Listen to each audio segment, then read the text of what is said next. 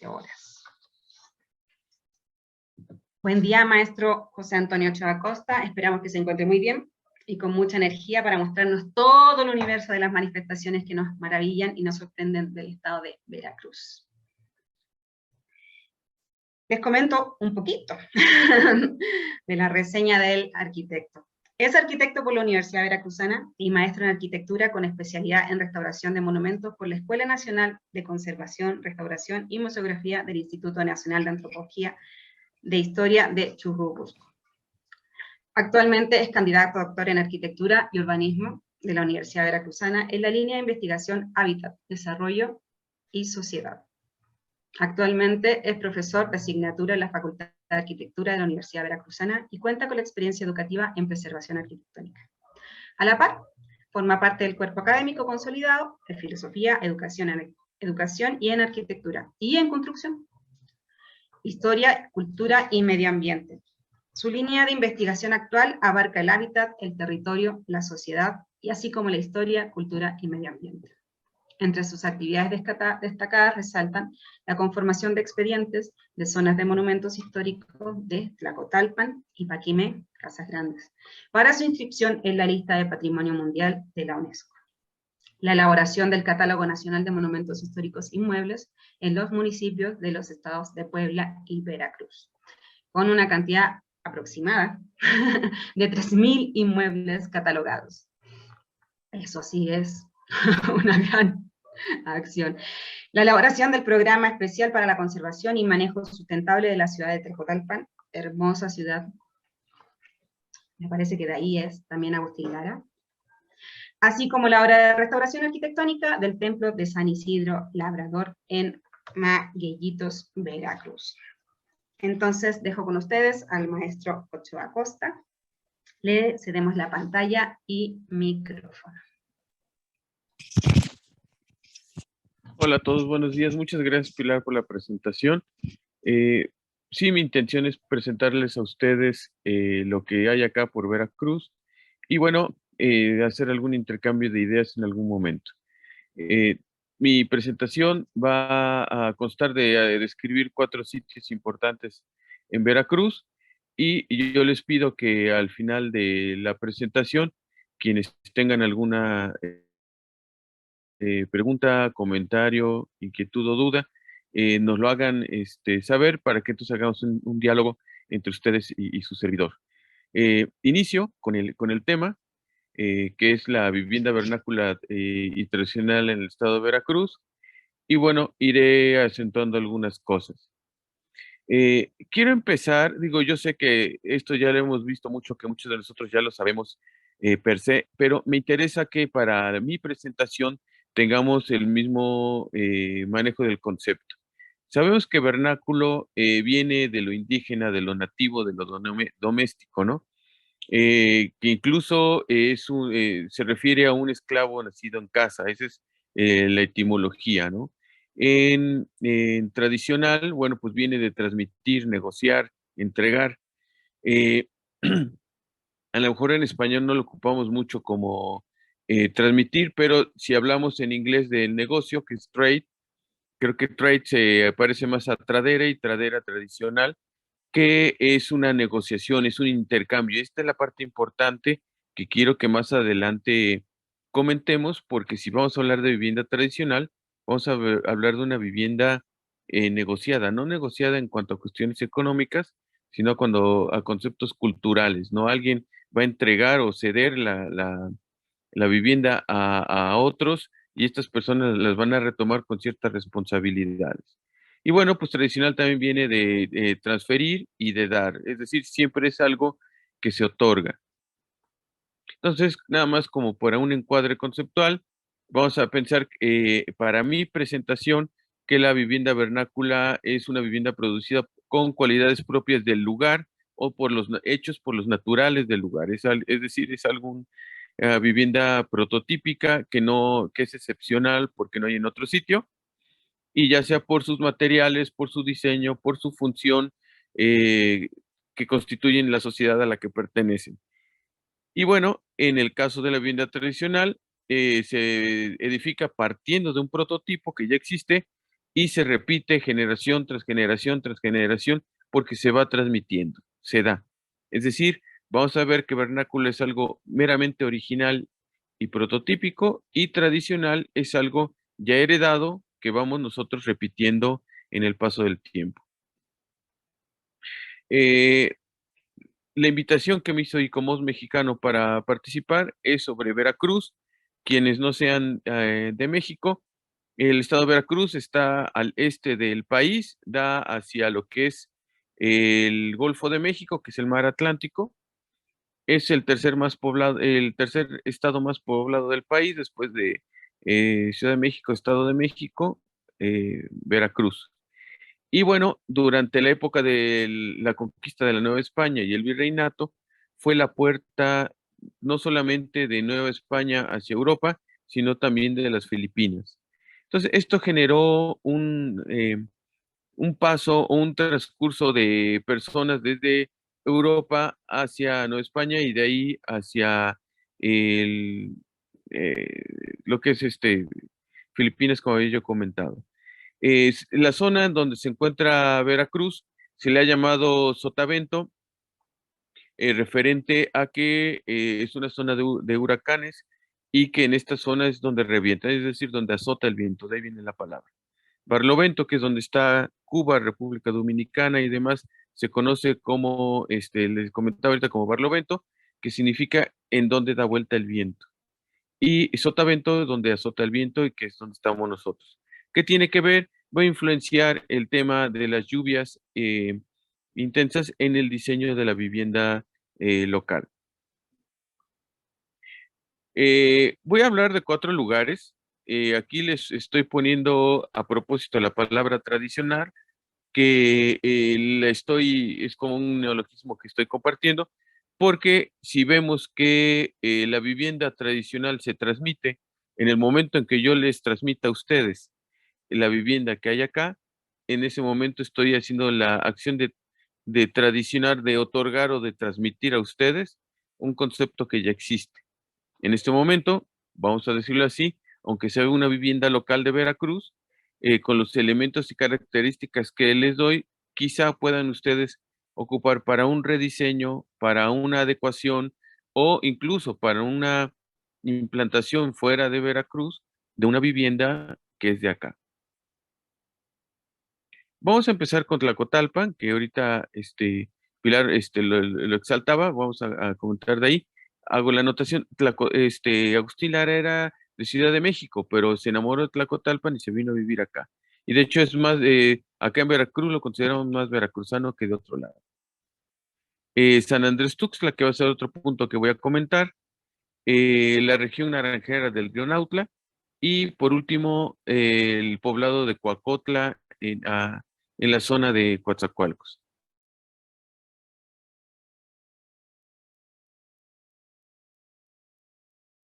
Va a tener muchos visos en cuanto a su cuestión cultural y su manifestación hacia Veracruz, pero lo más importante es que todo lo que va a ser la cuenca del Papaloapan, que ahorita se los describo, va a ser la cuna del afromestizaje, es decir, aquí va a haber una gran cantidad de gente mestiza mezclada con gente afrodescendiente o gente que incluso cuando llegó en el periodo de conquista y virreinato, llegó la tercera raíz, como lo comentan algunos antropólogos, y nos ayudó mucho a construir la identidad acá en Veracruz. Ahorita manifiesto esa parte.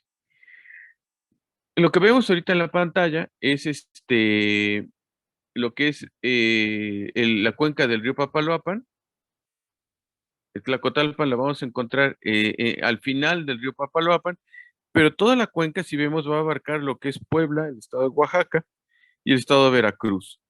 Eh, el río Papaloapan se va a volver una vía fluvial durante el, eh, el periodo virreinal y va a ser un camino que va a poder sacar sobre todo madera y algunos otros elementos que se producían en la zona alta o en la zona de la sierra eh, que divide Veracruz con Puebla y Oaxaca y bajaba a través de lo que es el río. Entonces había varios puertos fluviales en el Papaloapan que lo que permitió o generó la construcción de este poblado que es Tlacotalpan.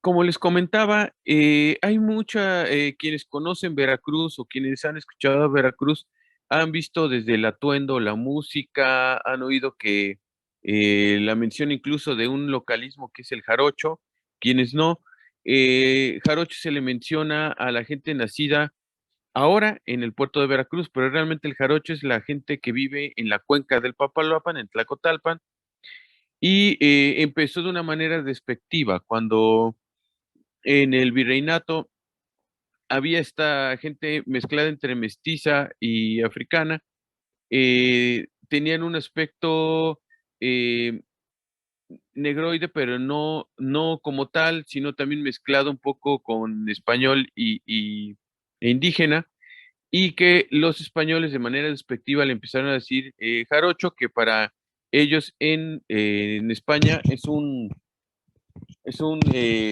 cerdito de montaña muy caracterizado por tener el pelo oscuro. Entonces, esto así determinó, definió lo que es esta palabra, pero actualmente es como un orgullo o es como algo representativo ser jarocho. Se volvió un localismo que dio identidad. Entonces, lo que estamos viendo ahorita en la imagen es un poco el atuendo que tienen los jarochos, muy relacionados comúnmente aquí con lo que es la música, lo que son los sones jarochos, lo que es el baile jarocho. Aquí también en esta parte se construyen algunos instrumentos como las jaranas y se hacen algunos muebles como el que estamos viendo de la mecedora que se llama de ojo de perdiz.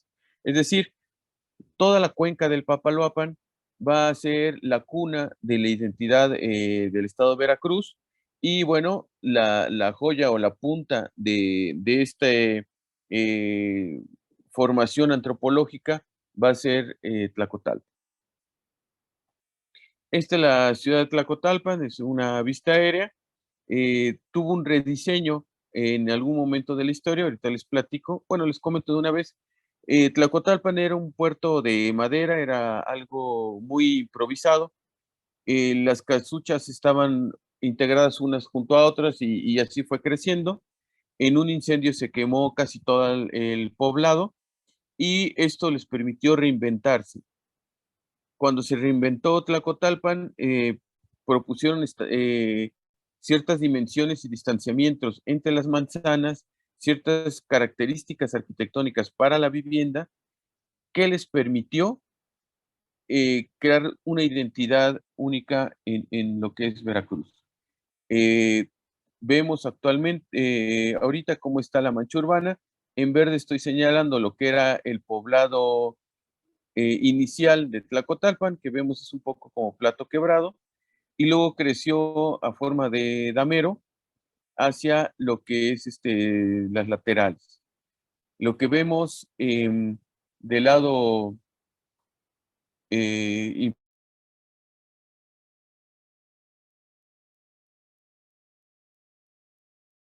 un desplazamiento hacia acá, hacia el sur, en cientos de años. O sea, este distanciamiento de esta, que permitió esta generación de manzanas, que por cierto es una zona pantanosa todavía, ha crecido en 200 años. O sea, no es algo que no es un movimiento muy rápido.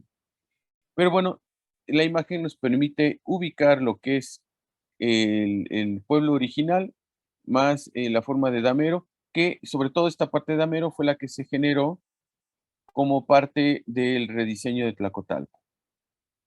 En 1986, cuando se estableció e integró la declaratoria de zona de monumentos, se hizo un censo de la vivienda y aquí que la mayoría se conserva hasta la fecha. Lo que quiero demostrar es, bueno, la intensidad que hay en vivienda. Entre más oscuro es el valor histórico, la vivienda más clara es de valor tradicional y la vivienda en blanco es que no tiene un valor relevante, ¿no? Entonces, si nos damos cuenta, es un crecimiento un poco eh, radial lo que es la plaza principal. Esta es la plaza principal de la ciudad y a partir de aquí se va extendiendo.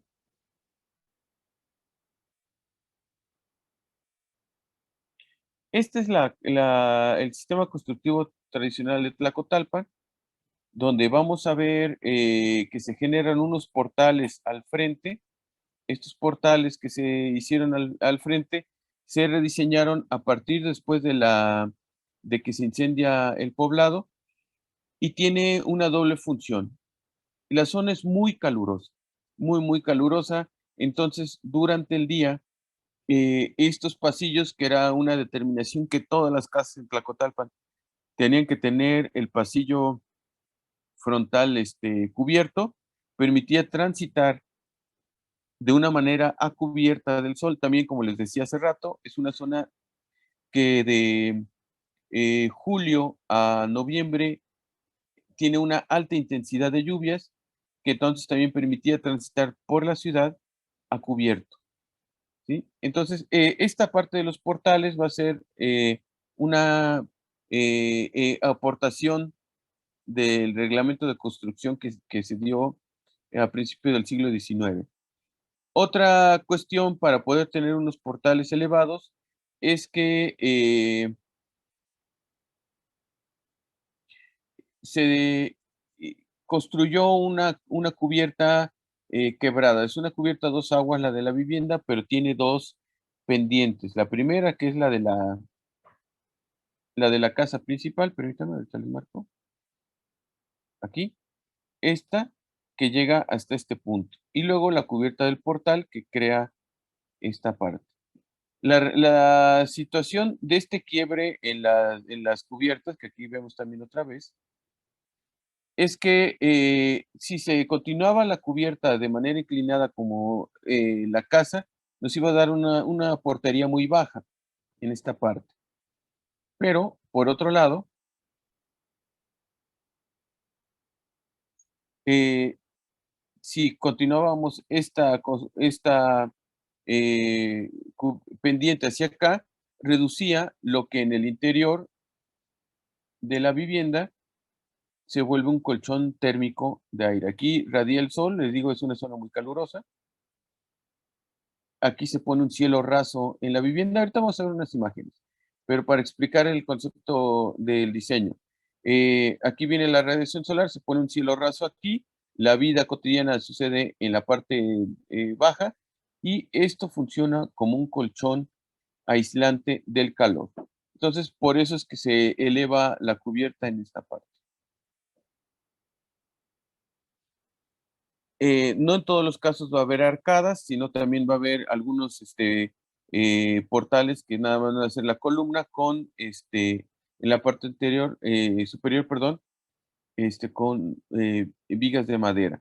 En este caso, bueno, la vivienda atendió la indicación de tener un pasillo cubierto, sin embargo, las casas adyacentes no lo hicieron.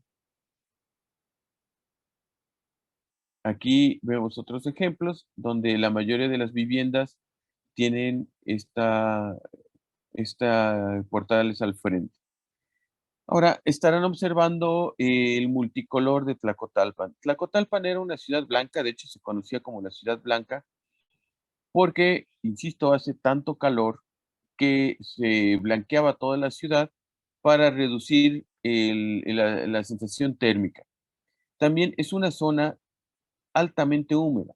Entonces, de hecho, hasta la fecha, Tlacotalpan pasan vehículos fumigadores en la tarde, como a las 6, 7, 8 de la noche más o menos son los recorridos, porque hay tanta humedad, tanto calor, están pegados al río y atrás de Tlacotalpan hay un sistema de lagunas que la cantidad de insectos es impresionante. Entonces, también lo que se buscaba encalando toda la ciudad en su momento era tratar de reducir cuestiones de microfauna parásita.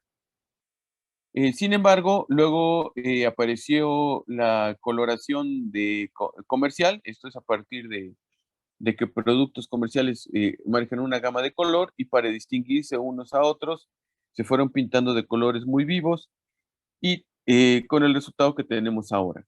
Es decir, Tlacotalpan en algún momento adoptó el color y ahora el color forma parte de su identidad. La tipología arquitectónica que tenemos ahí. Vamos a tener vivienda, la explico con unas líneas. Vamos a tener 3 tipos de calle. Una calle que va a ser frontal, como la que vemos en la parte superior, en esta parte. En esta parte es una calle frontal donde estos son los frentes de las casas, generando esta calle llena de columnas o portales en esta parte de aquí. Va a haber calles laterales sin portales en esta parte, porque los portales van a estar en las calles principales. Y va a haber calles mixtas donde son irregulares, comúnmente las que obedecen a la cuestión primigenia de la ciudad. Luego vamos a tener algunos tipos de manzanas cuadradas con 2 frentes aportalados y laterales sin portales. Vamos a tener manzanas rectangulares, igual con 2 frentes aportalados y 2 frentes sin portales. Vamos a tener manzanas irregulares con aportalamiento en algunos de sus frentes, pero en otros no. Y vamos a tener manzanas que tienen un frente de calle y un frente de río. Son los 4 tipos de manzanas que tenemos en la zona. En cuanto a la lotificación, va a ser muy similar a las manzanas. Vamos a tener lotes más o menos regulares con un frente de portales. Vamos a tener lotes muy largos, lotes laterales, aunque van a decir, bueno, esto es como el mismo que está acá, pero el frente resulta que no es este. Por eso es que el frente es aquí. Y bueno, lotes que no tienen ningún aportalamiento, que son muy pequeños. El partido arquitectónico vamos a tener en línea, es decir, una crujía al frente nada más, 2 crujías o en L y 3 crujías en C. También ahorita vamos a ver algunas cuestiones. Para salvar los créditos, la imagen que estoy presentando fue elaborada por el doctor Luis Guerrero Vaca. Entonces, en cuanto a frentes de vivienda en sus fachadas, vamos a tener unas muy simples con cubierta a una agua o a 2 aguas, con cubierta a 1 o 2 aguas, pero con portales sin arco, con cubierta a 2 aguas con portales con arco y cubierta a 2 aguas con la cubierta quebrada, que les decía yo que era la cubierta del pórtico, más la cubierta de la casa interna y lo que sería el aportalamiento con arcos.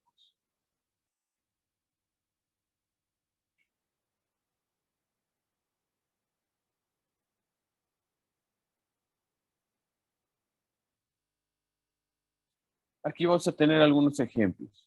Son las mismas viviendas que vimos en la diapositiva anterior, pero con algunos ejemplos. Tenemos la vivienda que es muy sencilla. En esta casa es a una sola agua y el agua da hacia el interior de la vivienda. La vivienda a 2 aguas, pero sin portales. La vivienda a 2 aguas, pero con portales sin arco. Vivienda a 2 aguas con portales con arco. Y vivienda a 2 aguas con portales y además un cambio en el manejo de las cubiertas. Como, bueno, lo podemos ver en la imagen de la izquierda. El siguiente croquis fue elaborado por el doctor Díaz Berrio y habla sobre los modelos de vivienda en donde podemos constatar que las construcciones son de una sola crujía al frente, en L o en C. En la parte superior tenemos edificios que la mayoría de ellos tienen solamente una crujía o un elemento frontal. En estos casos,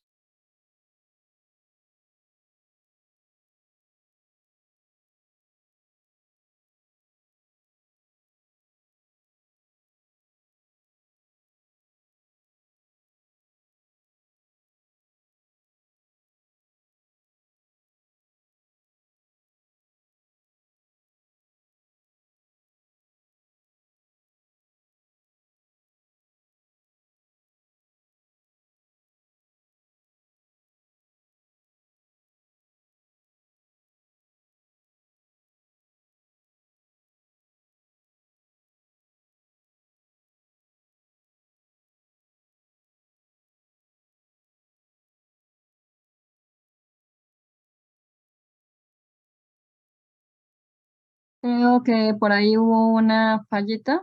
Igual Sí, se nos desconectó esperamos. el maestro. Así es, esperamos a que se reincorpore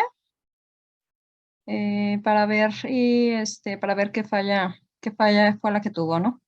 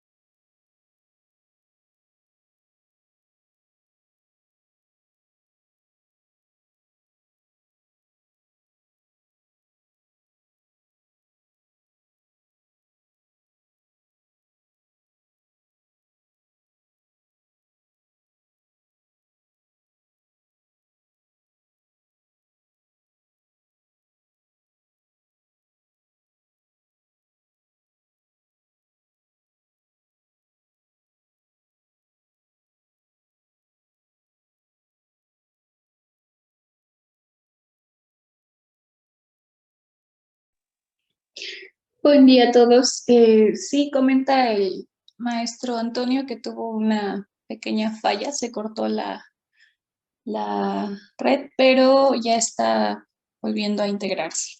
Ya volvió. Ya lo vemos de vuelta. hola, de nuevo. Sí, lo perdimos. Sí, es lo que veo. ¿En qué nos quedamos? Porque yo me di cuenta hasta que terminé hablar de partidos arquitectónicos de Tlacotalpan. ¿En qué nos quedamos? ¿En qué se cortó? Porque no me di cuenta. Justo en esa, si quiere, nos podemos retomar desde una anterior para entrar también en la correlación y en el hilo. Ok. Y una disculpa, no sé qué pasó acá con... Ya ve que ahora son de las cosas que suceden, que cuando queremos, más bien cuando no queremos, resulta que se cae esto.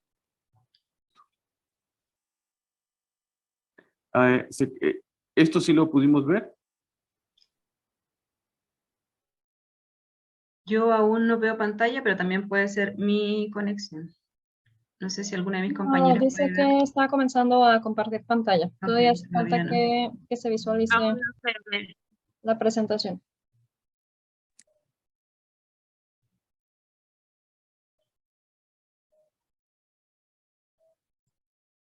Creo que se quedó congelado. Vamos a esperar a que se actualice. Y creo que nuevamente volvió a tener falla de conexión. Así es. Correcto. Igual no sé si Una alguna de mis opción es que compañeras- apague su cámara, ajá, Sí. pero yo creo que es su conexión porque si lo bota del Zoom Ujú. es porque la conexión no está bien o tiene saturado. Es la conexión. Mm. ¿Sí? Igual los demás usuarios, vamos a esperar unos minutos, igual nada más haciendo el recordatorio que pueden revisar que sus audios estén apagados durante la sesión para que prácticamente haya fluidez. ¿sí? Y también nada más para hacer el recordatorio de que prácticamente las sesiones están enfocadas sobre todo pues a todas las personas que forman parte del diplomado. Entonces, vamos a revisar ahí unas cuestiones y las preguntas, como dice el ponente, igual vamos a dejarlas hasta al final. Entonces, para que las puedan ir escribiendo en el chat o en dado caso, pues una vez finalizando la ponencia, pues prácticamente levanten la mano y sobre eso pues ya se va entablando el diálogo.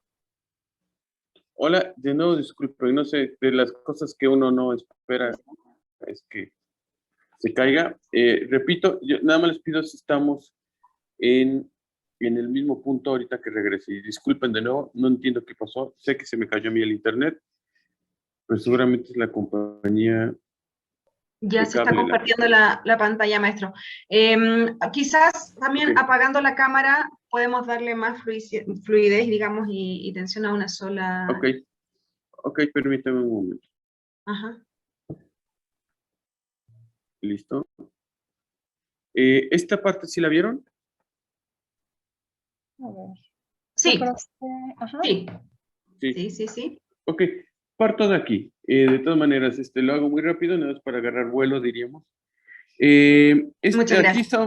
estamos hablando de la tipología arquitectónica, de las características de la vivienda tlacotalpeña, cómo hay alguna que es muy sencilla y cómo se va siendo más compleja hasta las casas principales que ya tienen mucho más elaboración. Estamos platicando y ahí es donde yo recuerdo que perdí contacto de algunos modelos de vivienda conforme a la tipología que vimos, que es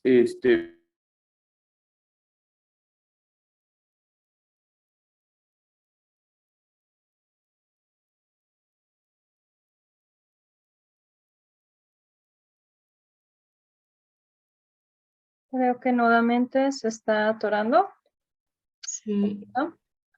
no sé si nos sigue escuchando. ¿No?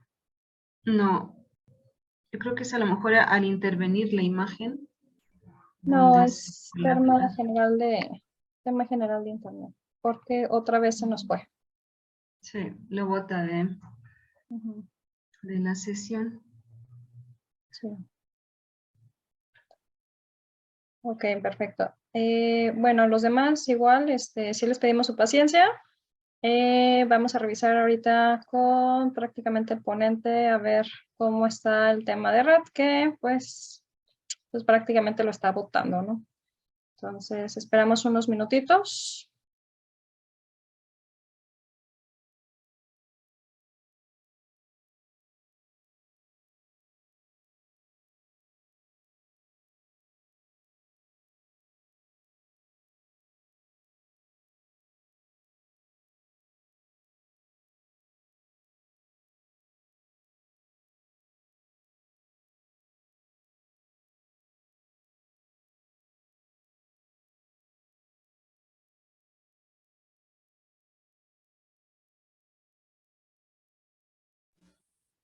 bueno, me está haciendo una mala jugada mi internet, disculpen. ¿Listo? Sí, ya lo escuchamos y Aparece que está compartiendo, bueno, que está empezando a compartir la pantalla, pero aún no se visualiza nada. Ahí está. Sí, les decía que bueno, entonces esta parte ya la habías visto, continúo. Y hay una parte que de aquí de Tlacotalpan que es digna de mencionar.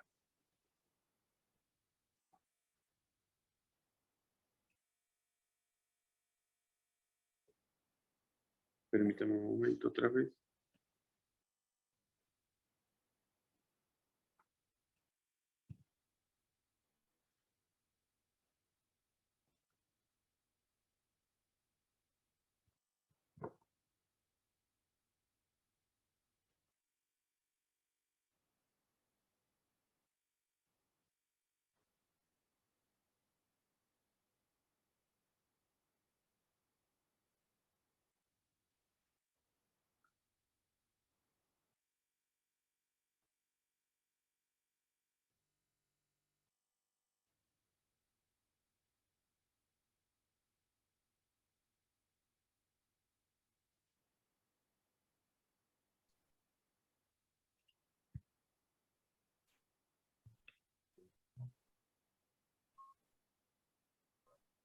Lo tenemos en pantalla, pero no compartiendo la Sí, presentación. sí, Ah, ya, voy. pero lo tenemos, perfecto. Perfecto, perfecto. Que no se nos vaya la red. Ok, ella sí aparece. Sí, ya.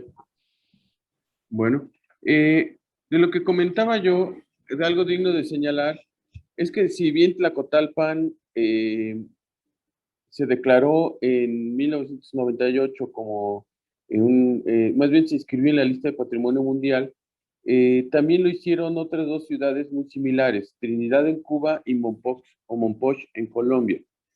Hago aquí el señalamiento porque estas tres ciudades fueron las tres primeras ciudades que se inscribieron como vivienda vernácula en la UNESCO, pero además con una identidad muy similar. Las tres tienen las mismas raíces.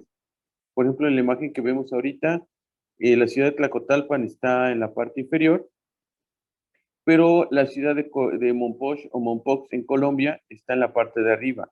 Las dos son ciudades que iniciaron como puertos fluviales para el manejo de mercaderías y de materiales, Mompox en el río Magdalena, eh, Tlacotalpan en el río Papaloapan, pero tienen un carácter muy similar. Aquí está otra vez, donde las cubiertas de teja, la iglesia y el río forman ahí una simbiosis que nos permiten entender el contexto tradicional. Pero no solamente Mompox son Colombia, sino también va a haber una identidad muy similar y en las tres ciudades va a haber también una mezcla de raíces latinas, indígenas y africanas. Va a haber esta simbiosis que se formaron. De hecho, hay investigaciones que relacionan de manera independiente a cada una de estas ciudades con lo que es la arquitectura de las Islas Canarias, que se cree que fue un puente entre África y América para el paso de esclavos. Y aquí otra vez podemos ver en la parte superior izquierda lo que es Tlacotalpan, en la parte superior derecha lo que es Mompox y en la parte inferior lo que es Trinidad.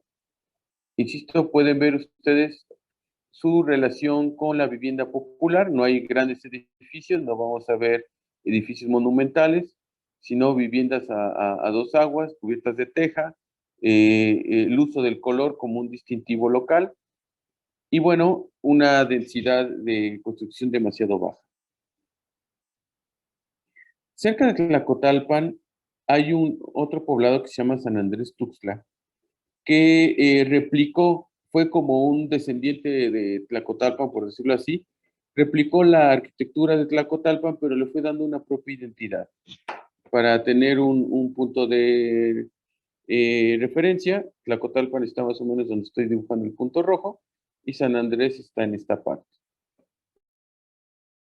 San Andrés ya no forma parte de la cuenca del Papaloapan, pero posiblemente por su cercanía se fue construyendo. La mayoría de la arquitectura tradicional de San Andrés va a ser del siglo. Tenemos algunas imágenes históricas donde vemos también el sistema de portales, sistema de una acción muy sencilla y tectónico que va a tener siempre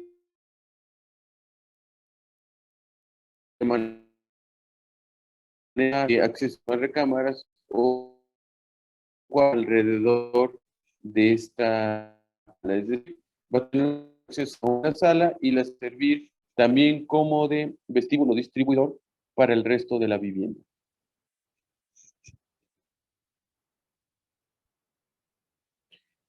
Van a ver que aquí la construcción son muy semejantes a las que vimos en Tlacotalpan. Sin embargo, aquí cuando tocó hacer catálogo de monumentos de San Andrés, pudimos tener la oportunidad de sacar unas cuantificaciones, de saber cuánto hay de cada vivienda. Y encontramos que el 21% de los edificios de San Andrés, estamos hablando de un volumen de aproximadamente 150 inmuebles históricos, el 21%, tienen arcos en su paramento principal, otros 26, además de arcos frontales, tienen arcos en los costados, cosa que no veíamos en Tlacotalpan, porque el diseño de la ciudad no lo permitía. Aquí tenemos más o menos el sistema de portales, el tipo de columnas que vamos a encontrar en San Andrés, unos muy sencillos, otros ya más elaborados en cuanto a que ya va a tener un capitel y arranque de arcos, y otros que van a ser similares, pero ya no tan elaborados en cuanto a cuestión ornamental.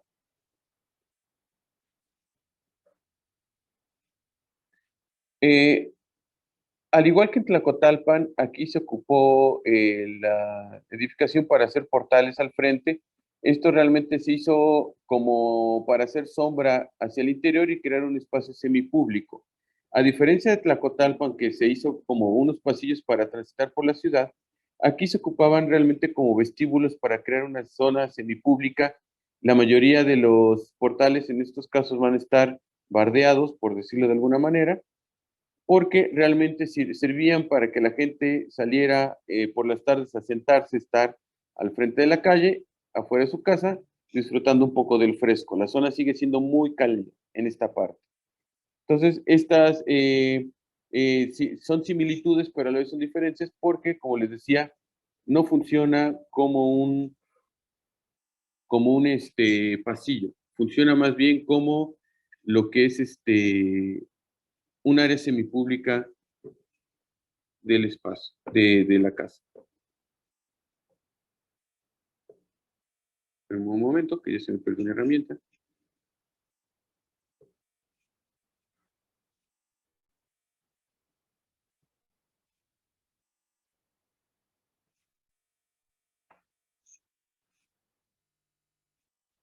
Permítame un momento otra vez.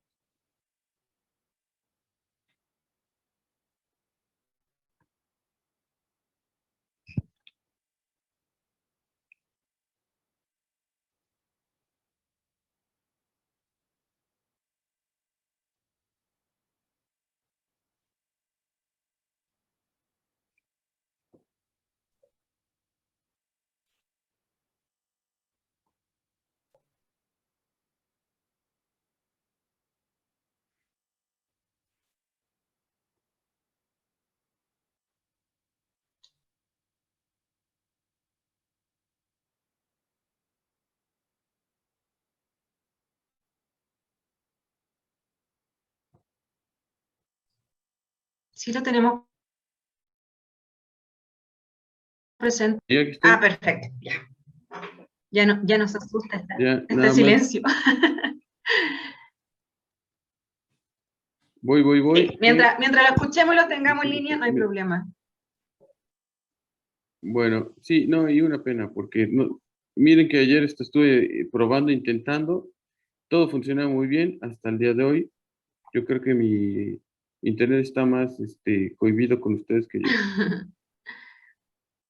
Bueno, los tejados, el tejado de la vivienda en San Andrés van a ser muy similares también a Tlacotalpan, va a tener estructura de madera, alfajillas, que también veremos unas diapositivas más adelante, y teja de barro, en este caso acanalada. Columnas, vamos a tener principalmente dos tipos de columnas, circulares y cuadradas, pero también se van a presentar columnas de manera ochavadas o octagonales, en muy pocos casos. Pero bueno, va a ser lo que va a determinar la vivienda tradicional de San Andrés.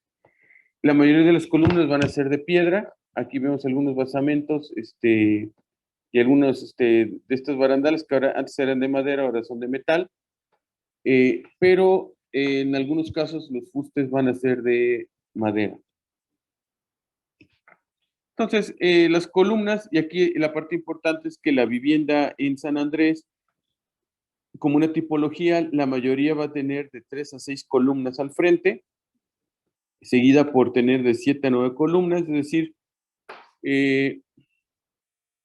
aquí vemos viviendas de 4, de 5, en la de arriba también es de 5, pero no se observa la continuidad de la vivienda. Y vamos a tener otras que van a tener mucho más portales, como los que vemos ahorita en la parte superior. pero a final de cuentas, las viviendas con portales van a tener una tipología que es la que está aquí. Y veamos que solamente el 14% de las viviendas tradicionales de San Andrés no van a tener portales, es decir, van a tener desde 1 a 2 columnas a 10 o 12. Los muros son de mampostería de piedra, en la mayoría de los casos. También vamos a tener mampostería de ladrillo y muy pocos casos de adobe. Aquí empieza a ver, porque en Veracruz casi no se ocupó el adobe por el tema de tanta humedad y tanta lluvia, pero sí llega a haber muros de adobe que están recubiertos con unos superaplanados para impermeabilizarlos. Los muros en todos los casos van a ser de carga, es decir, no va a haber un sistema de pilares ahogados en los muros, sino que va a caer directamente en el muro. El grosor promedio de los muros va a ser de 50 centímetros, hay de menos, hay de 40, y llega a haber hasta de 70 centímetros de ancho en estos muros. Son muros angostos para la época, porque si dan cuenta la mayoría era de una sola planta, no eran de 2 pisos. Las ventanas van a ser verticales en la mayoría de los casos. Nuevamente, la modernidad nos los ha hecho hacer de metal, pero originalmente los ventanales, las ventanas tienen protecciones de madera. Y la mayoría de las casas van a tener de 3 a 6 ventanas hacia el frente. En el caso de las puertas, casi todas van a estar construidas a 2 hojas de madera, abatibles, y comúnmente se ocupa nada más abrir una, pero en otros casos se ocupan las 2 para entrar o salir. Y en la mayoría de los casos, aunque aquí se tomaron las fotos con puertas cerradas para mostrar las puertas, la mayoría de los casos tienen las puertas abiertas, como se dice tradicionalmente, de par en par, casi todo el día. Es decir, allí tú puedes transitar libremente por la casa de tus vecinos sin mayor temor a la inseguridad. Y el manejo del color. El manejo del color en la zona se va a dar, son colores contemporáneos, con base en el tema también del calor que hay en el lugar. El 50% van a ocupar colores claros, que van a ser blanco, beige claro, un amarillo claro. Colores cálidos se va a ocupar solamente en 1 de cada 4 casos, y colores claros o fríos se va a ocupar en 3 de cada 4 casos. Lo que más predominó va a ser el uso de colores azules, y no porque tenga alguna marca partidista, sino simplemente, otra vez, se busca regular o por lo menos de manera visual, la sensación calórica de la zona. Y cuando hablo de calor, estoy hablando, digo, yo sé que a lo mejor en Chihuahua y en presentaciones anteriores hemos hablado de temperaturas superiores a los 40, aquí son temperaturas superiores a los 35 grados, pero hacen tener una sensación más fatigosa por la cantidad de humedad. A mí que me ha tocado estar en varios climas, se soporta más un calor de 40 grados, 42 grados en seco, que 36 grados en un ambiente altamente húmedo. Bien, la vivienda de la zona naranjera del río Nautla. Aquí también va a haber una cuestión de como dice la Carta de Venecia, un cambio significativo en la cultura. A finales del siglo XIX, un comerciante francés decide sembrar naranja en Veracruz. Se trae gente de Francia para ello, de un pueblo que se llama Champlit, en Francia, y se establecen en las márgenes de un río en Veracruz que se llama Nautla, para sembrar, producir y exportar naranja hacia lo que es Francia. Sin embargo, no le funcionó la empresa después de varios años, o sea, no el primero, sino después de 20, 30 años, ya no era rentable la empresa, por lo cual quebró y bueno, pues él se regresó con algunos de los que se trajo, pero muchos decidieron quedarse acá, creando pues como una colonia francesa en Veracruz. Vamos a tener este tipo de vivienda en la zona. Va a ser también una vivienda muy sencilla, con una cubierta también, en algunos casos quebrada, con una teja que no va a ser muy común en México, que va a ser una teja que se conoce como teja escama. Veremos una imagen más adelante. Es una teja que se ocupa más en las colonias francesas. Y bueno, le da una identidad porque es el único punto de la zona del río Nautla en donde se encuentra esta vivienda en Veracruz. Obviamente la mayoría de la gente que vive aquí tiene apellidos franceses, aunque en la actualidad hay muchos de apellidos franceses que no conocen el idioma francés eh, para nada. Sin embargo, tienen platillos, y aquí viene de nuevo la palabra tradicional, platillos heredados de sus ancestros, cultivan y cocinan con un cebollín que se llama chalot o shallot, y con ese es el que hacen la mayoría de los platillos de la zona. Y lo menciono porque no es muy común en México que se ocupe este cebollín para la comida, pero aquí es muy común, se da, se produce, es muy barato tener esta verdura. La vivienda aquí va a consistir va a ser a 4 aguas, no va a ser a 2 aguas como lo hemos visto anteriormente. Va a tener igual una curvatura dentro de lo que es el tejado, y en las esquinas se va a cubrir este tejado con teja tradicional. En la parte superior también la cresta de la cubierta va a tener también teja tradicional, pero toda la demás va a ser teja tipo escama, como lo que se observa aquí en la imagen, ¿no? Hago una ampliación nada más para que veamos el tipo de teja.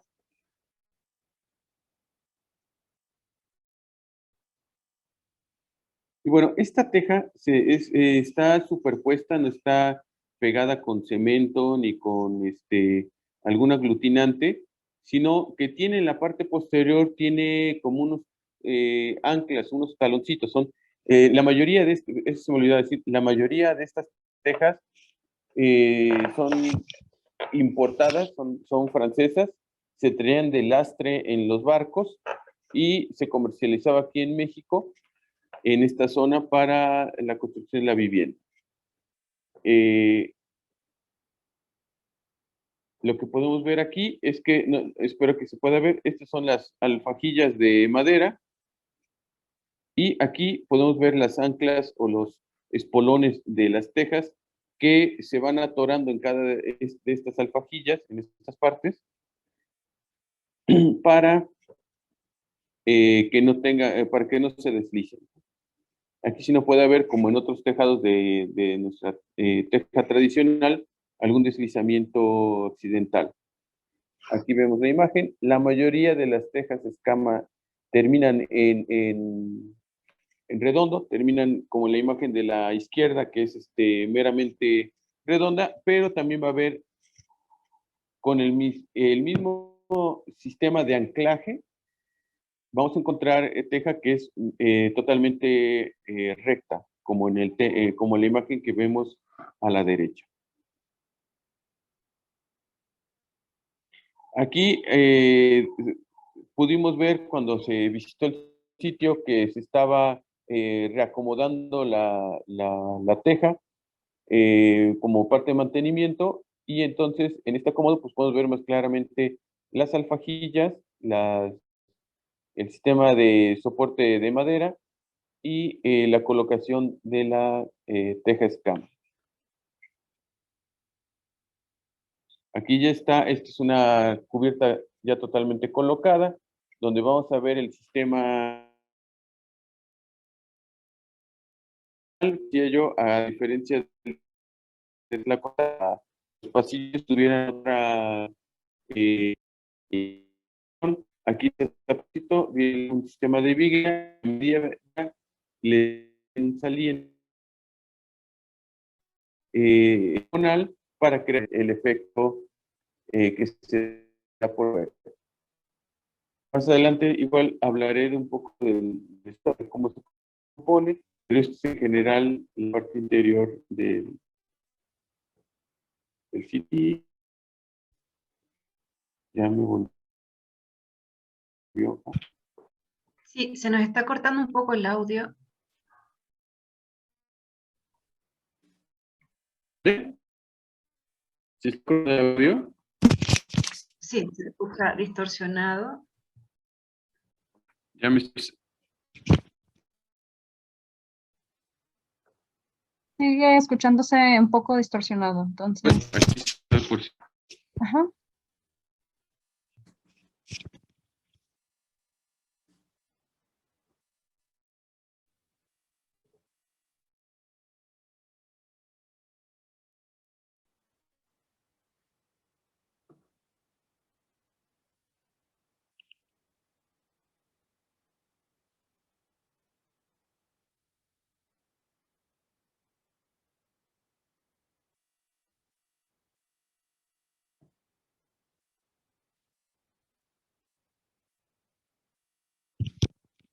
Sigo, espero que me escuche mejor. Sí, sí se escucha. Bien, espero que se pueda ver ya de nuevo mi pantalla.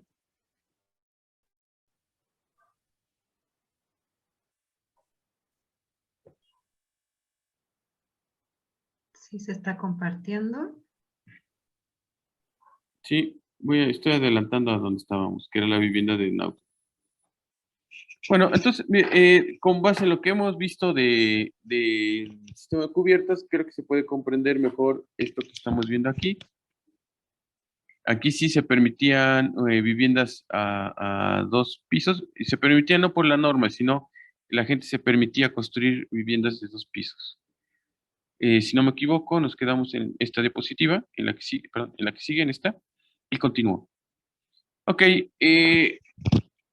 aquí ellos le llaman teja árabe a la teja que nosotros conocemos de cotidiano, que se da en otras partes del país, para diferenciarla de su teja escama. Los muros van a ser todos muros de carga, la mayoría van a estar asentados con arena, ceniza, bueno, dicen ellos que es concha de ostión molidas, pero en general son conchas marinas que ocupan para producir la cal local y a veces tienen unos refuerzos de madera. También se encontraron aplanados a la cal dentro, sobre los muros. Aquí no va a haber muros de piedra, la zona no tiene piedra. Entonces la mayoría van a ser si se dan cuenta, también va a ser un tabique que ellos hacen muy delgado. Y bueno, el recubrimiento es a la cal, va a tener pintura a la cal con pigmentos de origen mineral. Se ocupa para los pisos loseta de ladrillo de barro rojo, la mayoría de forma rectangular. También es con una mezcla, una argamasa hecha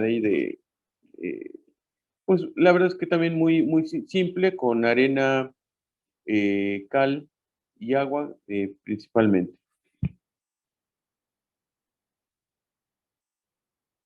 Bueno, y aquí, así como, y perdón la comparación, no es que tenga yo hambre, nada más para la referencia, así como la barbacoa y algunos tamales que se ocupa el achiote es más, para el mismo trompo de tacos al pastor acá en México, que es la carne totalmente roja, se ocupa una hierba para pigmentar lo que es el piso.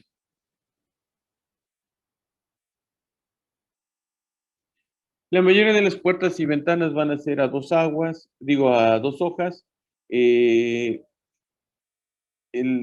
son de madera y bueno, en algunos casos al estilo francés, además de las ventanas, van a tener unos elementos de madera como a tipo de persianas para cubrirse del exterior y no ocupan cortinas. Los tapancos que va a permitir crear la diferencia entre el espacio interior y el exterior, creando esta espacio de transición también para reducir la sensación de calor. Se crea una bolsa térmica de aire entre lo que es el tapanco y lo que es la cubierta. Ahorita en una gráfica más creo que lo vamos a poder ver. Aquí está.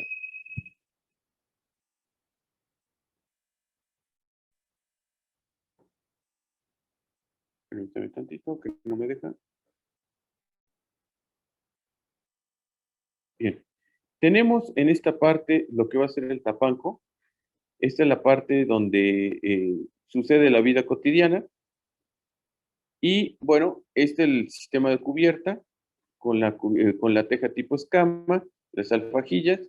Y bueno, esto otra vez funciona como un volumen de aire que va a aislar la radiación térmica o la radiación solar del día para mantener un frescor en el interior de la vivienda. En esta imagen podemos ver justamente las etapas constructivas de la cubierta. En la capa superior es la teja, que va a tener este quiebre simple y sencillamente para permitir otra vez un mayor volumen de aire en el interior y permite el aislamiento. Luego una red de alfajillas, después el sistema estructural de madera, y más adelante lo que es el tapanco, lo que es la viguería, los tablones, y bueno, ya lo que son los muros, que van a ser muros de carga, de tabique, que ya hablamos, puertas y vanos verticales, y en algunos casos va a haber un sistema de aportalamiento. En otros casos donde no hay aportalamiento, estos pilares de madera van a estar integrados en lo que es el muro y soportan lo que es la cubierta. Coacotla. Coacotla va a estar todavía más al sur de Veracruz, en la zona ya muy cercana a Tabasco. El municipio en donde está se llama Cozoleacaque y va a referirse esta vivienda con base en el tipo de suelo, que va a ser, va a tener unas características especiales que le van a permitir crear construcciones con bajareque de la vivienda. Esta es la vivienda que se tiene ahí de manera tradicional. La mayoría no tiene ni siquiera el suelo apisonado, sino simplemente lo que se hizo fue, se cortó el terreno hasta llegar a una capa sólida.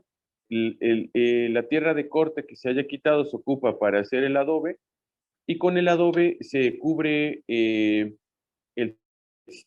red de carrizos para crear lo que son las paredes.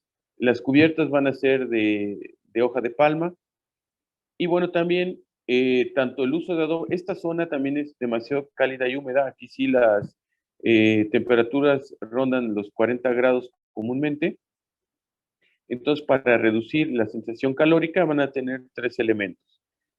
Los muros de adobe, bueno, más bien de bajareque, pero recubiertos de adobe.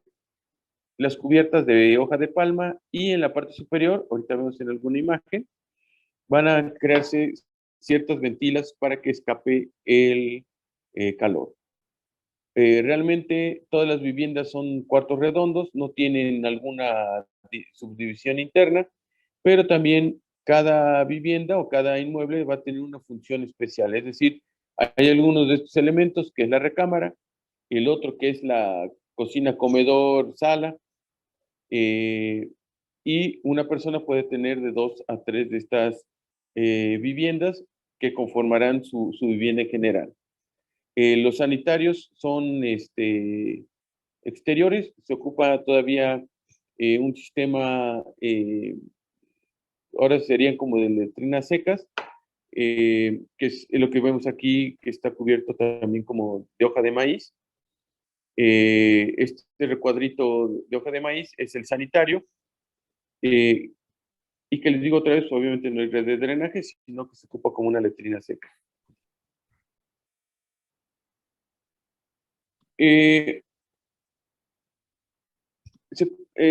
Como les decía yo, se ocupa la tierra. Y bueno, aquí son meramente detalles.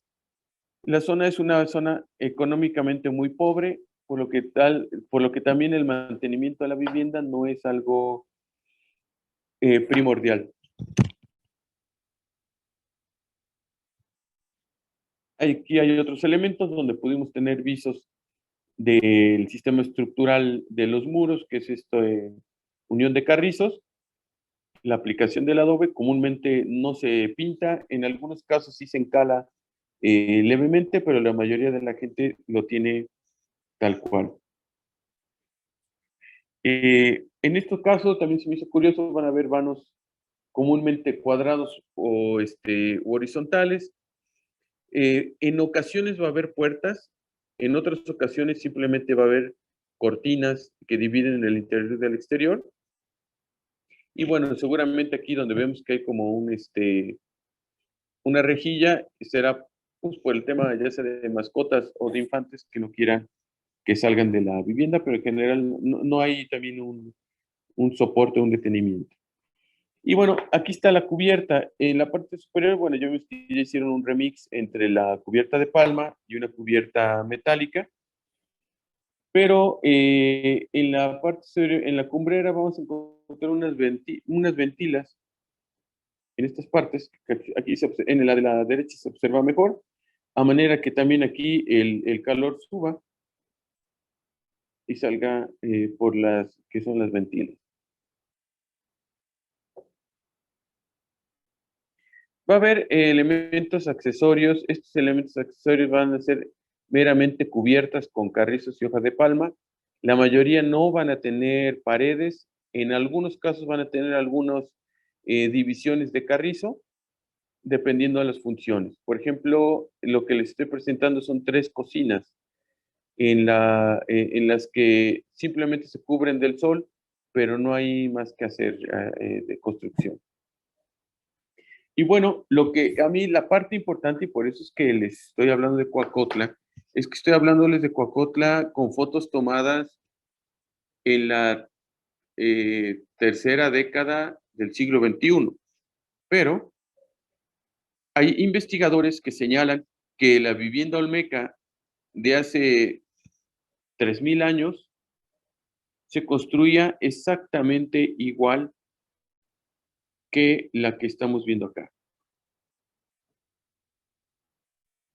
Entonces, si hablamos de vivienda tradicional y una vivienda que se hereda de generación en generación, en generación, en generación, bueno, pues estamos viendo una vivienda que lleva heredada 3000 años, que se ha transmitido y como les decía al principio, que se ha negociado con las generaciones subsecuentes, decirle, mira, te enseño cómo construir tu vivienda y con eso sobrevives. Y la siguiente generación adopta, su parte del negocio es que adopta el sistema constructivo para subsistir, ¿no? No es como una manifestación que no mostré en Tlacotalpan.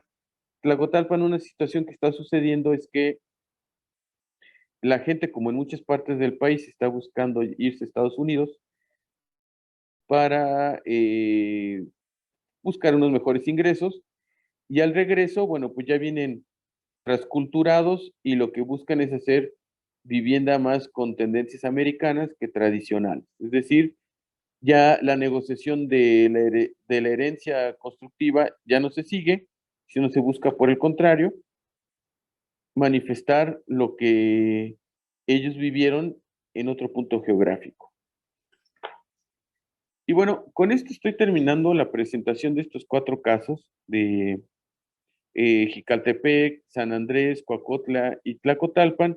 En cada uno quise tocar un punto distinto, en alguno el ritmo matemático de las construcciones, en otro los detalles del sistema constructivo, en otro el tema del color y su similitud con lugares como Trinidad y Mompox, y en el otro, lo que les quise mostrar en resumen, es que es una vivienda que ha persistido por 3000 años. Eso es en general lo que yo quería presentar. Creo que estoy en tiempo para que podamos tener un sistema de más de preguntas y respuestas. Lo que me gusta a mí es tener un momento como de intercambio de ideas, de diálogo, de platicar al respecto. La presentación se la voy a hacer llegar a las coordinadoras del evento para el acervo propio del diplomado. Yo creo que no fue de manera general, fue bastante específica, muy didáctica, esto también de entender a partir como desde la interpretación de cada uno. Creo que es muy educativa esta forma también de hacer la gráfica frente de la intervención de una imagen. Eso se agradece mucho porque se entiende aún más, ¿no? La foto por sí sola habla, pero cuando el maestro la interpreta y, digamos, y también le interviene, se entiende mucho mejor. Muchas gracias, maestro Ochoa. Yo fascinada, entiendo y digamos, se entiende muy bien esta relación entre estas tres lugares, ¿no? Cuba, Colombia y México. El espacio intermedio que se genera en estos corredores es algo característico no solo, digamos, de esta zona, lo hablo por mi pueblo, y por el clima, ¿no? Es es una manifestación que se construye desde diversas perspectivas. En Chile, en pleno desierto, existe, digamos, este también espacio intermedio, pero digamos, en la búsqueda de la sombra, ¿no? En un desierto árido necesitamos sombra. Y vemos cómo en esta realidad de estos tres lugares se genera también este mismo espacio intermedio, también buscando esta intermediez entre el clima, entre la lluvia, entre el calor, entre la humedad. Nos sorprende aún más mostrándonos esta nueva parte de la vivienda, digamos, muy diversa, ya no constructivamente tradicional, sino que también un poco más vernácula, que va traspasando de tradición en tradición, y con estos techos, estos baños exteriores, cubiertos con solo hojas de maíz. Wow, es algo que uno no se imagina después de habernos pasado por todo este viaje de la vivienda tradicional. Vamos a ver si hay alguna pregunta o algún comentario o reflexión o retroalimentación desde alguno de los participantes. El que quiera comenzar. Sí. Dígame. Paola puso algo en el chat. Bueno, me refiero, yo lo que me refiero con Adobe, o por lo menos como lo conocemos acá, es la mezcla que se hace con tierra, agua, paja y estiércol, que es lo que nosotros le llamamos así, y que bueno, en general es lo que se aplica para el bajareque que estábamos viendo. Porque ella aquí hace la puntualización de que el adobe es el que se ya da como en bloques, como en tabiques de adobe. Lo entiendo, pero simplemente para referencia de mi presentación, yo me refería a adobe a la tierra cruda que se aplica sobre, en este caso, sobre el bajareque. En otros casos, en otras latitudes, lo que hace es que esta tierra cruda se cuela de alguna manera para crear los muros de una sola pieza, ¿no? O se ocupa para hacer los bloques, ¿no? Sí, Nada más quería hacer esa puntualización. Entendemos la terminología, como bien lo sabemos, no solo influye el autor, sino que también la lugaridad, el tiempo, el espacio y la literatura. Entonces sí vamos entendiendo cómo va funcionando esto. Había otro comentario de Norma, dice, buen día, Tlacotalpan, uno de los tantos pueblos trágicos maquillados con pintura comercial y cemento. Qué bueno, es lo que... Sí, no, ahorita platico de eso. Si quiere nos va platicando de eso mientras voy buscando otro bueno, comentario. Tlacotalpan lo que tiene es que, bueno, se ha ido adaptando a sus tiempos. A mí, una parte que no me gusta que le aplican a Tlacotalpan es que le inyectan mucho dinero de fuera para mantenerla como un pueblo vernáculo, un pueblo tradicional, pero es una ciudad en donde no pasa nada. Si tú vas a Tlacotalpan,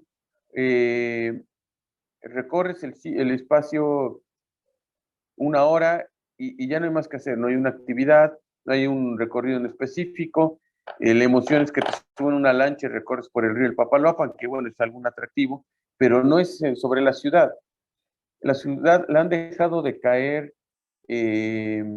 económicamente. Y esta cuestión de decadencia, lo que es que la gente no tenga recursos. A mí alguna vez cuando estábamos trabajando en Tlacotalpan, se acercó un habitante y me dice, oiga, es que no sé qué hacer. El INAH me pide que ponga una puerta de madera con ciertas características que son históricas, tradicionales, para que se mimetice y sea igual que todas las demás. Dice, pero la coticé y la puerta me cuesta 12,000 pesos. Yo gano 4,500 pesos al mes. ¿Cómo le hago, no? Entonces, entiendo la búsqueda de una ciudad prístina que no esté alterada con la modernidad. Sin embargo, también refleja la economía, lo que les decía yo hace rato, que empieza a haber ya manifestaciones de viviendas tipo a dos aguas y todo, pero tipo americano. Bueno, son efectos de la modernidad que van alterando, yo creo que de peor manera que un deterioro climático o un deterioro por el paso del tiempo, el deterioro de la transculturación o el deterioro de la modernidad, como le digo yo, que son los que son más difíciles de revertir. Sí, es inminente ver eso. Berenice Avendaño nos comenta, dice, alcanzamos a ver una vivienda en 2 niveles. ¿De qué está hecho este entrepiso? En la vivienda de 2 niveles, quiero pensar que la vio en Jicaltepec, en lo que es el Nautla. Es de madera, es un tapanco de madera, es el mismo sistema constructivo que se ocupa para el techo superior. Una O viguería de sea, la madera. madera sigue primando. Ajá. Sí, sí, no es un entortado ni nada, simplemente es madera como tal. Muchas gracias. Ixel Mora García nos comenta o nos pregunta, nos mostró unas plantas arquitectónicas que describían una planta redonda y visiblemente era cuadrada. Me causó curiosidad por qué la nombran así. Claro, aparecían Sí, tres o sí. cuatro y la una que Muy, estaba con un pórtico que era finalmente el sí, espacio. mira, Ajá. qué bueno, estoy seguro que no es de México. Acá, un cuarto redondo que entiendo, y te agradezco que busques este esclarecimiento porque igual es un tema de localismos y regionalismos. Un cuarto redondo se llama en México a un cuarto en el cual sucede todo en el mismo cuarto, es decir, en el cuarto está la recámara, está la cocina, está a lo mejor una mesa que te sirve de comedor y estudio y tienes la tele ahí y la puedes ver de cualquier parte. Comúnmente se da en zonas muy marginadas, en zonas eh, de muy escasos recursos, donde solamente hacen, como ellos luego le llaman, su casucha, así como tal, y entonces todo sucede en el mismo espacio. Se refiere a un cuarto redondo en cuanto a funciones, no en cuanto a la arquitectura. Y una disculpa porque no hice la aclaración en el momento. No se entiende dónde circula todo el ambiente. Tiene una Claro. espacialidad finalmente desde esa perspectiva. Bel Guevara dice, buen día, entonces, ¿se podría decir que las pocas viviendas de madera que se conservan en Tlacotalpa son las sobrevivientes del gran incendio que mencionó? Sí, no hay viviendas de madera en Tlacotalpa. Hay elementos de madera, se ocupan comúnmente para la construcción de las cubiertas, pero viviendas de madera como tal, no. En donde sí hay algunas viviendas de madera y las conservan con 20,000 químicos, es en el puerto de Veracruz, y los conservan realmente como un atractivo, pues, folclórico, turístico, que digo, es más, si ustedes van a Veracruz, no lo recomiendo que vayan porque no hay un gran atractivo, pero los propios jarochos las están protegiendo porque es el único vestigio de cuando el puerto era de madera, digamos. Pero en Tlacotalpan no hay casas de madera. Ok. Tradicionales no, quizás eso- de chozas más. alrededor. Ajá, eso es un gran, digamos, fenómeno, si estamos hablando como de esa área. Dice Maribel González, gracias por el lenguaje gráfico que hace visible la tipología arquitectónica y los sistemas constructivos que se han desarrollado a través del tiempo durante milenios. Han llegado a un perfeccionamiento semejante a la de los organismos vivos adaptados a su entorno. Muy interesante. Exacto. Sí, eso me gusta, ese concepto tengo. Metiéndonos en temas un poco más profundos, está muy manejado ahora el tema de la entropía, ¿no? Que todos estamos en un sistema entrópico y estamos destinados a una mediación con el entorno, ¿no? Es decir, la gente se tiende a desgastar, los edificios tienden a volver primero a ruina y luego a desaparecer. Y la biología lo que ha tomado como para sobrevivir a ese principio entrópico es la evolución o la adaptación. Ejemplo, lo podemos ver en el tema del coronavirus. El coronavirus empezó muy salvaje, muy agresivo, y el propio virus se dio cuenta que tenía que ser más pasivo para poder sobrevivir porque estaba matando a sus huéspedes. Entonces, negoció, digamos, biológicamente a manera de volverse mucho más contagioso, mucho más, bueno, mucho más contagioso, pero a la vez menos agresivo. ¿Por qué? Porque se dio cuenta que su huésped sobreviva para más adelante volver a contagiarlo, por decirlo de alguna manera. Hago este ejemplo como una muestra actual de una evolución de la biología. En el tema de la arquitectura y de la restauración, que el paso del tiempo, que los agentes de la intemperie, y como decía hace rato, la modernidad y la transculturación van afectando lo que es el inmueble histórico. Entonces, lo que hacemos a la hora de conservar o de restaurar es evolucionar al edificio, darle un aspecto de evolución para que sobreviva al tiempo actual. No queremos que sobreviva al tiempo en el que se hizo o en el que se usó, en caso de abandono, el tiempo que se usó, sino queremos darle herramientas y elementos para que sobreviva al siglo XXI. ¿Sí me explico? Es decir, hacemos que la vivienda evolucione para que permanezca en nuestra realidad. Entonces, por eso me gustó mucho el comentario del tema biológico.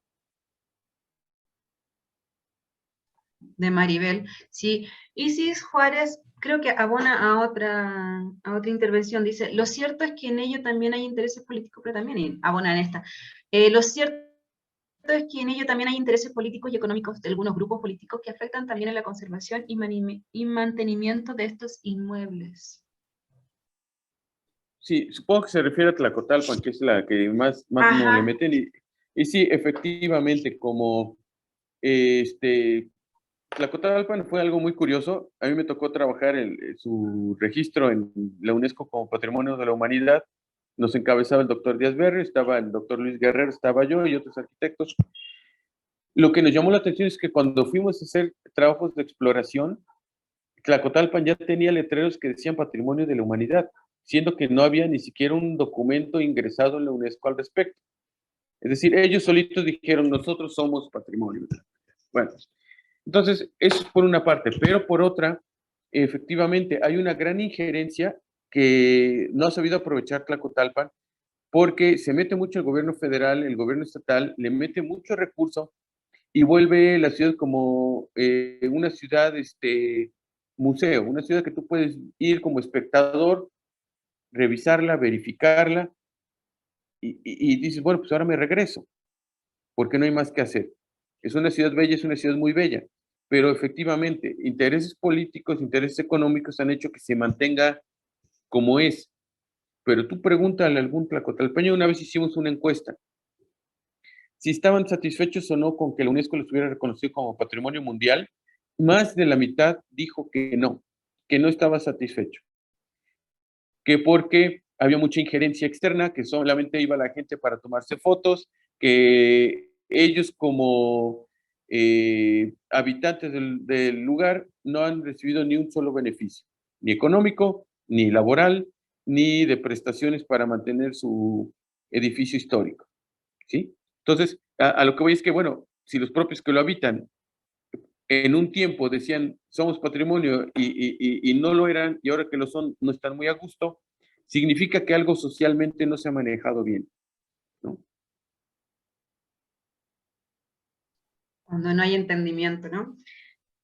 Yo tengo una pregunta frente como a eso mismo, al reconocerse de Tlacotalpan. Vemos que el río fue el gran generador de la identidad, ¿no? Y también, digamos, en el aspecto constructivo y social. En la actualidad, ¿esta visión del río también sigue siendo igual o ya es un río que poco menos lleva desecho y pasa, digamos, a un segundo o tercer plano? ¿Hay alguna preocupación, conservación en este hecho también de que Tlacotalpan sea, digamos, patrimonio de la humanidad, donde se considere el río como un factor natural y siga, digamos, teniendo este nivel de injerencia social identitario? No, ya no. Tlacotalpan empezó primero su decadencia porque era una zona, era un punto de paso para subir a la sierra de Veracruz, que colinda entre Veracruz y Oaxaca, donde nace el río Papaloapan, era esa vía mercante, que fue sustituida en el siglo XX por una carretera. Entonces, ya la gente no ocupa el río como un medio de transporte de mercaderías, sino ocupa la carretera. Entonces, ahí el primer impacto fue el río pasa a un segundo plano. Pero todavía peor, el Papaloapan se vuelve el gran drenaje de toda la cuenca del Papaloapan. Entonces, una de las cosas que le dio origen a Tlacotalpan, además de ser un punto de paso, fue el aprovechamiento de sus recursos naturales. Tlacotalpan vivía de dos cosas, de la pesca y de la elaboración de muebles de madera. La madera actualmente para que compres en Tlacotalpan, porque sigue habiendo muebles a la venta, es madera que traen de la Sierra de Oaxaca, comúnmente clandestina, para tener un precio como local, ¿no? Pero la madera que había en Tlacotalpan, que les digo era el objeto de hacer muebles y jaranas y todo, se la acabaron. No hay madera. La gran contaminación que le han hecho al río ha matado los peces y entonces tampoco el río funciona ya como una fuente de ingreso a los pescadores, ¿sí? Entonces, poco a poco, Tlacotalpan ha ido extinguiendo sus ingresos y se ha vuelto, yo lo que digo es como la chica que tiene un gran pesar, un gran sufrimiento y para salir se maquilla y se arregla y de repente todos vemos que es hermosísima, pero por dentro no está bien. Entonces, Tlacotalpan es semejante. Podemos ver, es una ciudad muy bonita, con edificios muy atractivos, pero si uno se va 2, 3 días y habla con la gente, ve de qué viven, ve de qué se trabaja, la, la, la chica, por decirlo así, la chica no está bien, ¿no? Entonces, eh, no hay ya un auge económico que reportar, ¿no? Y en esta misma, digamos, en esta misma idea, desde UNESCO, ¿hay alguna, digamos, exigencia? ¿Hay alguna relación que vaya en favorecimiento, digamos, a todos estos factores que están Sí, incidiendo? Ajá. sí, de las condiciones que pone UNESCO después de ser declaradas, que hay un plan de manejo del sitio. Uh-huh. Y eso no es para Tlacotalpan, para cualquier sitio patrimonio mundial deben de tener un plan de manejo. Tlacotalpan tiene un plan de manejo. La cosa es que las autoridades no lo siguen. O sea, la línea cómoda, muy característica de los gobiernos, es decir, bueno, a ver, etiqueten un recurso Tlacotalpan y métanselo en lo que crean que le haga falta. Entonces van, invierten y de repente en los últimos 10 años han restaurado y pueden ir, son bellísimos los templos ahorita de la Candelaria, que es la Santa Patrona. El templo de San Cristóbal también está muy bonito. La plaza principal es muy bonita porque, o sea, hay una inversión pública ahí, sí la hay, pero no hay un rescate económico. En alguna reunión que yo tuve con ahora Sedatu, en aquel entonces era Sedesol, Me decía, arquitecto, usted como restaurador nos tiene que dar las herramientas para restaurar Tlacotalpan y todo esto. Entonces le dije, ok, lo primero que tenemos que hacer es una campaña de promoción de la jarana, del son jarocho, de el atuendo tradicional tlacotalpeño, que son las imágenes que mostré, que vengan a comprar muebles y todo. Y con eso empiezan a rescatar Tlacotalpan. Oiga, pero eso no, que nosotros, por eso. La ciudad es reflejo de su economía. Si yo gano 10 pesos y me gasto 8 en comer y 12 en mantenimiento, me gasto todo. Pero si yo gano 20 pesos y me gasto 8 en comer, 12 en mantenimiento y me sobran 10, probablemente se lo invierta yo a mi casa. No voy a dejar de comer o no voy a dejar de darle mantenimiento a mis cosas por metérselo a mi casa. Que, oye, ¿por qué llevas un mes sin comer o dos? Pues porque se lo metí a mi casa, que es histórica, ¿no? No va a pasar, ¿sí? Al revés, si yo empiezo a vender ciertas cosas, ciertos muebles y veo que la gente va porque a comer a mi casa porque es histórica, tiene algo, pues le voy a invertir a la casa, ¿no? Y eso no sucede. Justamente Diana nos pregunta, entonces la inversión de los gobiernos, ¿a qué programas se dirigen? Otra vez, digo, lo decimos aquí entre nosotros que somos restauradores y conservadores y amantes del patrimonio. Se dirige a endulzar el ojo, al maquillaje, a la vista bonita, pero no a un rescate social. Y es la parte que se ha perdido de proteger el patrimonio. Creemos que proteger el patrimonio es proteger los inmuebles o el edificio. El edificio, y viene desde la Carta de Venecia, es portador de unos valores que reflejan la sociedad, es portador de un contenido social. Y los gobiernos lo que están haciendo es cada vez mostrar que porta más una tendencia gubernamental de que tenemos una ciudad patrimonio, una tendencia gubernamental de fotos y ven a Veracruz y no falta una foto sobre Tlacotalpan o de unos jarochos bailando, cosas así. Es un poco más de soporte de la identidad estatista o de institucional, con un rescate del valor social del lugar.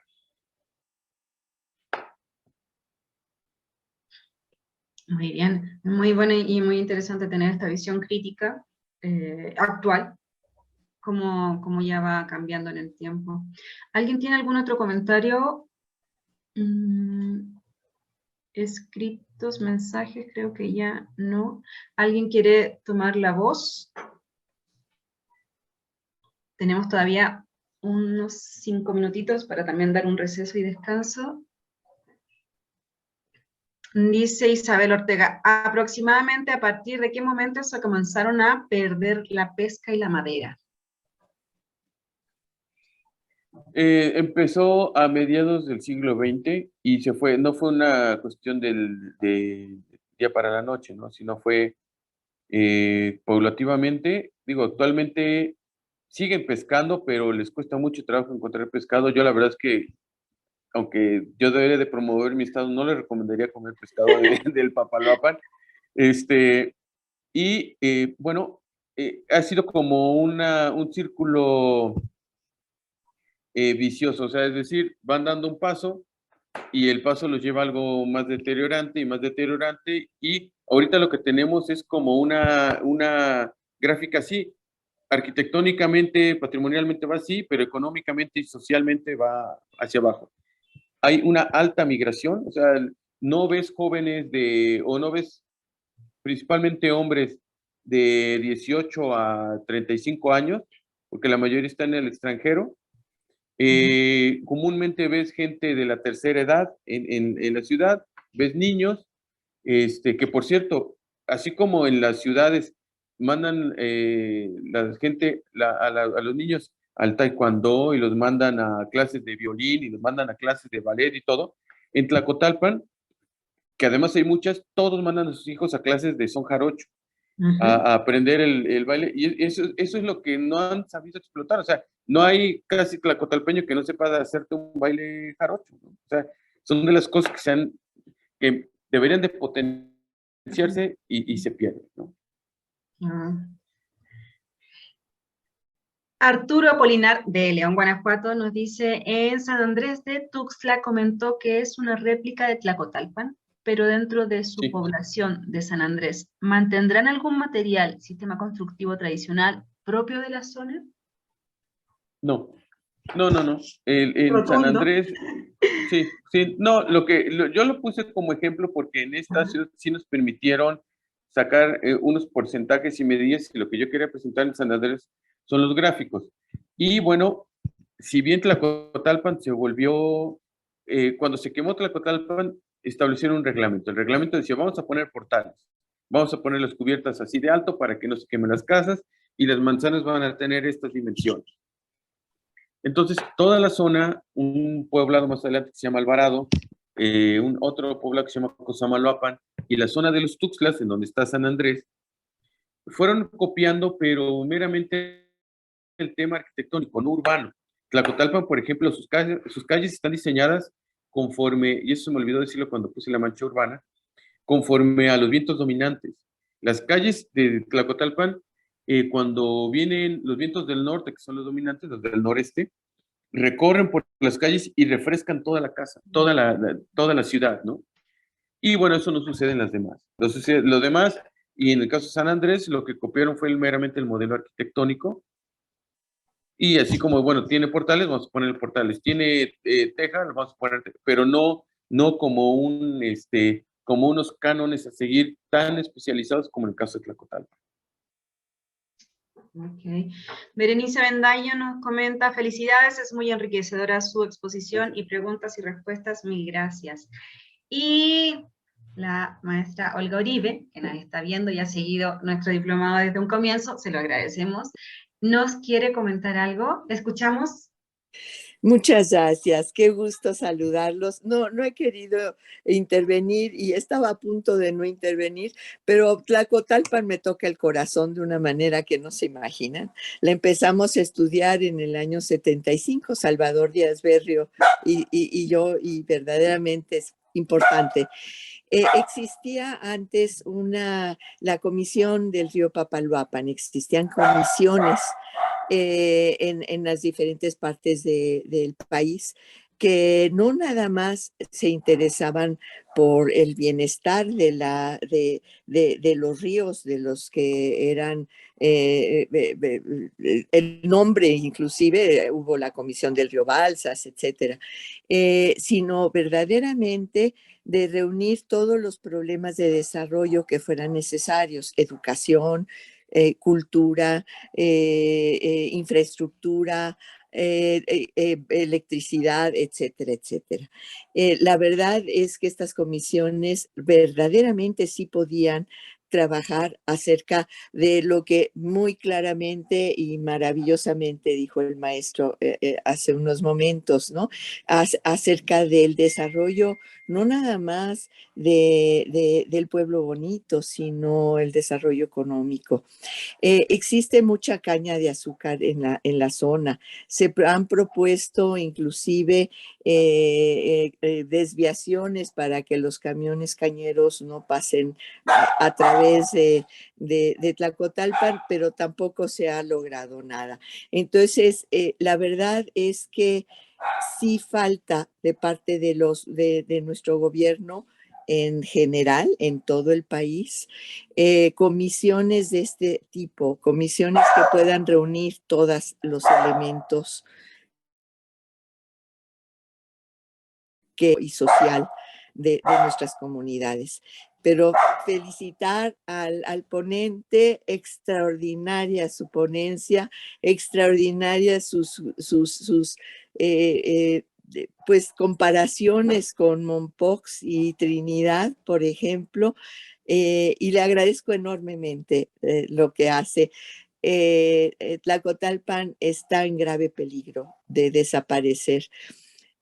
Perdón, nada más rapidísimo, otro problema muy grave, y alguna vez lo dije y todo el mundo se enojó conmigo. Maldito dinero, el maldito dinero que el gobierno otorga todos los años a las ciudades Patrimonio Mundial. Los presidentes municipales no saben qué hacer con ese dinero y lo que quieren hacer pues es ganar su tajada. Y su tajada es cambiando banquetas, poniendo más cemento en las calles. La maravilla de Tlacotalpan era la posibilidad de que todas sus calles tuvieran la forma de ser, de absorber la lluvia. Se inunda una serie de cosas, también como dijo el maestro, efectivamente han puesto muy bonitas a las iglesias, las calles, cuando no hay, sí hay una necesidad de algunos jóvenes, muy pocos, de cultura y de lo que hablaba del son jarocho y todo lo demás. Sin embargo, no está apoyado por nadie, ¿no? Ese es un esfuerzo que a veces parece que no pueden hacer más por él. Es una gran tristeza y bueno, con todo el dinero que se ha inyectado a Tlacotalpan, podían haberse hecho maravillas, pero crear industrias, crear formas de artesanías, no nada más a la fachada. Perdón, me extendí mucho, pero no podía yo dejar de decirlo. Gracias. Muchas gracias, maestra Olga. No, para nosotros es un placer escuchar. Estamos partiendo de esa base, ¿no? De escuchar las experiencias para poder aprender y empezar también a replicar, ¿no? Si en este momento se perdió o se está perdiendo, bueno, con esto se está visibilizando, ¿no? Y ahora vienen las propuestas y la respuesta. Creo que eso es un aporte de toda esta dinámica. Bien. Quisiera comentar dos cosas de lo que dijo la doctora. Primero, doctora, yo soy su fan desde hace muchos años. Sus definiciones de patrimonio, llevo 15 años repartiéndoselas a mis alumnos de preservación arquitectónica. Les digo, bueno, a ver, para sentar una base y partir de un mismo lenguaje, aquí están estas definiciones. Y año con año yo reparto las definiciones de usted. En algún momento nos conocimos cuando yo estuve en Churubusco, pero fue muy fugaz, le estoy hablando, y no le puedo dar más detalle porque no me acuerdo de más. Estoy hablando ya de por el 96. Entonces ya tiene su rato. Y la otra, efectivamente, había una comisión para el desarrollo de la cuenca del Papaloapan que estaba enfocada al desarrollo general, muy metida en el tema ganadero y muy metida en el tema de la producción de caña de azúcar. Sin embargo, como muchas cosas que no sabemos por qué desaparecieron, recortaron, y bueno, pues cortaron un brazo importante del impulsor. Y ahora quisiera terminar hablando sobre Tlacotalpan y lo que se ha mencionado. En Tlacotalpan venden una bebida que a lo mejor en algunos otros lados del país venden, que se llama torito. Venden un torito de jobo. El torito de jobo es un licor que se hace con ciertos elementos. Ahorita se los voy a describir. Pero yo les he dicho a mis alumnos y cuando hago presentaciones, digo, es la síntesis de la cultura de Tlacotalpan hecha un licor, que además es un licor de mesa, no es algo. El torito está hecho de una fruta que se llama jobo, que es un árbol que hay por allá. Lleva leche, lleva alcohol, lleva alcohol de caña y lleva azúcar. Entonces, es la síntesis de todo el panorama económico que había allá. Ganadería, porque había mucha ganadería alrededor de Tlacotalpan, de donde se proveía la leche. Había varios ingenios, hay varios ingenios todavía cerca de Tlacotalpan, de donde se produce el alcohol y el azúcar. Entonces, es decir, que una síntesis del panorama del patrimonio agropecuario de Tlacotalpan lo tenemos culturizado en esta cuestión, ¿no? Esa es una. Y la otra que quería yo, con eso concluyo, a quienes están aquí como mexicano, cuando gusten, hay una presentación que manejo que se llama Rehabilitar Tlacotalpan, Desarrollo Económico para Rehabilitar. Es decir, voy más enfocado a cómo desarrollar económicamente Tlacotalpan para que se rehabilite por sí solo. No necesitaría inyecciones de dinero de fuera, si se apostara al desarrollo económico de Tlacotalpan. Entonces, como es mexicano, cuando gusten les ofrezco esa parte, o la parte que no me gusta mucho, que es un poco más morbosa, el análisis de las inundaciones de Tlacotalpan, ¿no? Porque Tlacotalpan cada 10, 11 años se inunda y se inunda totalmente. O sea, es impresionante la manera que se inunda la ciudad. Pues Pilar, a tus órdenes y lo que ustedes me digan. Ok, sí, bueno, si se inunda es porque el río está volviendo a tener vida, ¿no? Escuchemos a la naturaleza. Creo que sí va a volver a tener su importancia. La maestra Olga nos levanta la mano. ¿Algo que quiera complementar? Yo creo que no la bajó. No, sí la bajó. Sí la la bajó. volví a subir. Sí. Primero que nada, para darle las gracias. De verdad, maestro, me llena de emoción escucharlo. Comentarle que ya se los mandé directamente esa terminología, incrementada por Salvador unos años después, ya la tienen en la maestría. Entonces ya está ahí con ellos. Gracias por decirlo de verdad, de todo el corazón. Y el problema vuelve a ser un manejo gubernamental.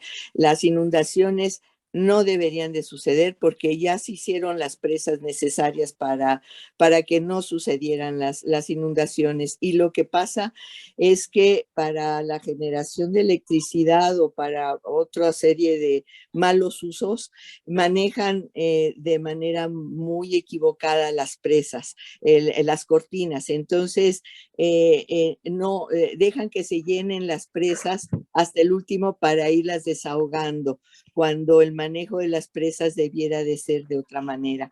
Y esa es la razón de las inundaciones.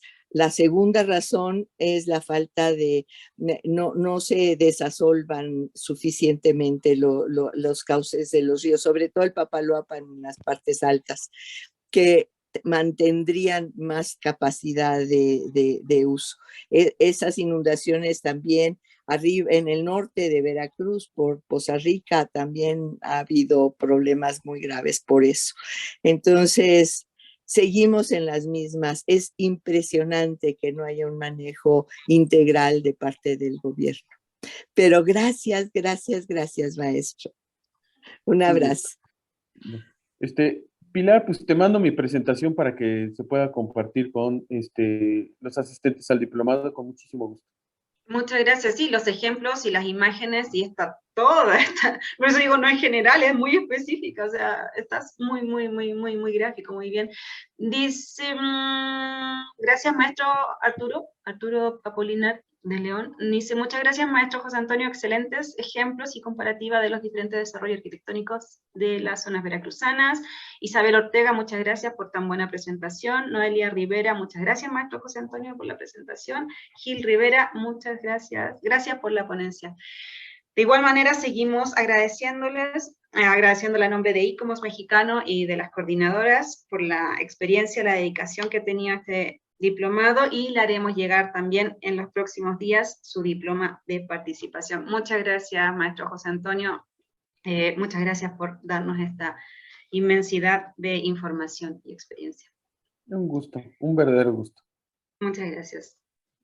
Hasta luego. Si quiere también lo invitamos a seguir, digamos, en esta día. Y también unirse a las próximas presentaciones de los otros días, de los próximos ponentes. Siempre es bueno estar retroalimentándose. Muy bien. Bueno, muchas gracias. Gracias. Nos tomamos entonces unos 5 minutitos para que vayan a descansar, a buscar un